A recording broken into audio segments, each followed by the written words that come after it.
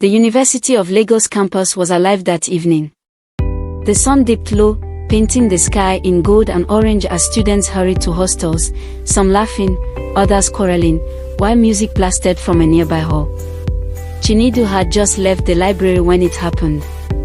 A young woman, struggling with 2 heavy bags, stumbled at the entrance. He quickly reached out and steadied her. Their eyes met, his sharp and curious, hers warm and uncertain.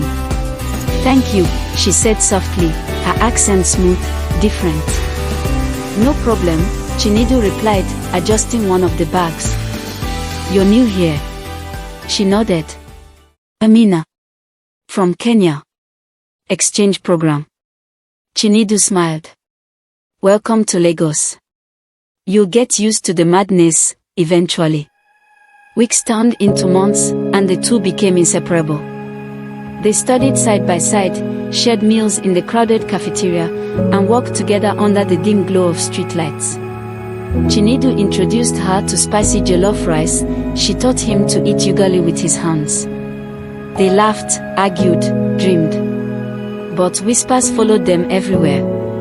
Some students giggled as they passed, a Kenyan girl with a Niger boy. Others mocked openly. Even one of Amina's professors warned her quietly, "Be careful.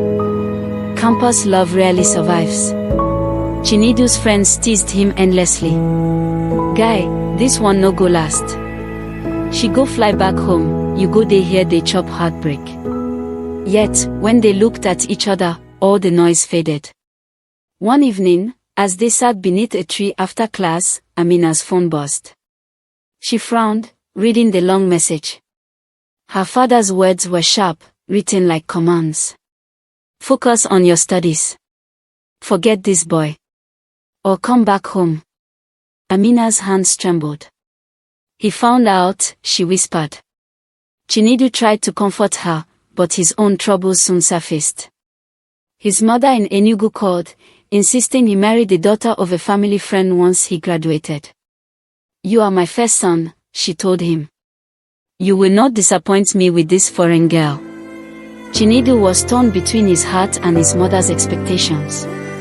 Amina felt trapped between her father's authority and her own desires.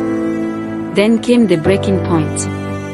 One rainy night, under the shelter of the lecture theater steps, Amina turned to him, tears shining in her eyes. "Chinedu, I can't do this anymore. Maybe our love is too heavy for the world to carry." Chinedu grabbed her hand, desperation in his voice. "Then let's carry it ourselves." She looked at him, broken and hopeful all at once. "What if we fail? Then at least we would have tried." Graduation arrived faster than they expected. The campus was filled with laughter, music, and camera flashes.